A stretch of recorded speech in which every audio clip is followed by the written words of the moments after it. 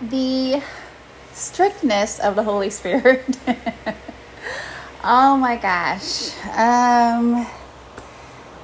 I've made many devotions where I talk about the sweetness and even the correction. But there's also,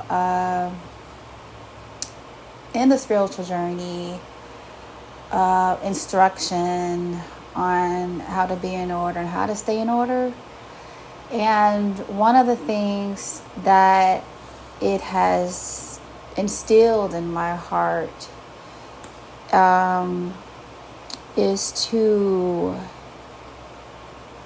only talk about something if I plan on resolving it or offering a solution or helping.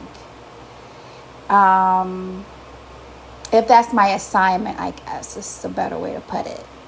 I'm not just talking about it to gossip or for entertainment, because then the Holy Spirit is like, that's none of your business.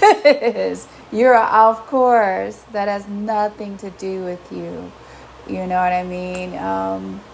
Is there a sports term? Is it out of bounds? Like you're out of bounds, right? Like, oh Lord. But it's so common.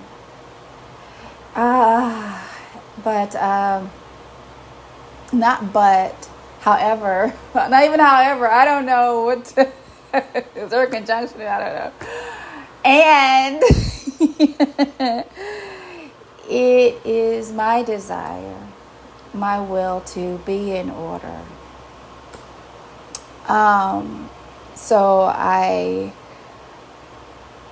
Before, when I had the TV plugged in and was kind of watching videos, but now it was mostly just making up my own storylines because it had me unplug it all. So therefore, anyways, the creativity kind of comes out more so since I don't have all of the distractions and the noise in my head. So now the Holy Spirit can speak to me. I can hear it since I've unplugged, a lot of the other sounds that were in there. So what was I going to say, Spirit? Yeah, when I was watching or listening, there are people really in distress about others just getting involved in areas of their life where they wanted to hold private. It was not anyone's place to do so. I'm like, I understand that. So getting into the free will or free speech and all this other stuff. So what was that lesson? Oh, it was that church the other Sunday. No, was it that church? Hold on, let me think. Which pastor taught the withered hand one? No, that wasn't the one. Which one was it? Okay, I think it was a different one. Okay. So my Bible, okay, I won't do that. But I think I actually wrote a poem about that because I unpacked my experience that Sunday, and what I took away from it was, I believe Jesus was in the synagogue. It was the Sabbath, and there were certain rules. I don't know all of them, so but as far as I recall, you're not supposed to heal and do certain things. It's a day of reverence or rest or something like that, So there's a man with a withered hand. So the way the pastor explained it was, during those days, I guess, most times you work with your hands. So he needed that hand for his livelihood, and whatnot, to earn his living.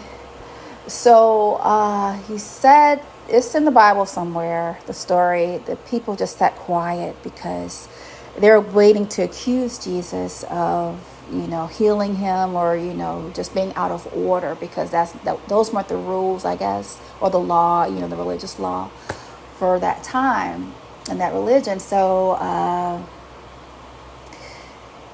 he healed the man. What happened to Jesus? Was he accused of something? I don't even remember what happened after. All I know is he healed. So, but what I recall is, I think that's where the or I heard before, but I just didn't recall the exact story, that man was not made for the Sabbath was made for man. So Jesus put love over law, over whatever was established, in that community or in that religion. Again, I don't really know all of that. But bottom line, it was, again, love that was over everything else. So going back to the things that I saw on TV, I'm like, it may be law, it may be legal, but it's not love. And so my convictions on my spiritual journey won't allow me. If I do, I'm like, okay, I keep getting convicted and nudged to turn it off. Like, stop, just stop doing it, because God has not given those persons the authority or the assignment to invade the privacy of another.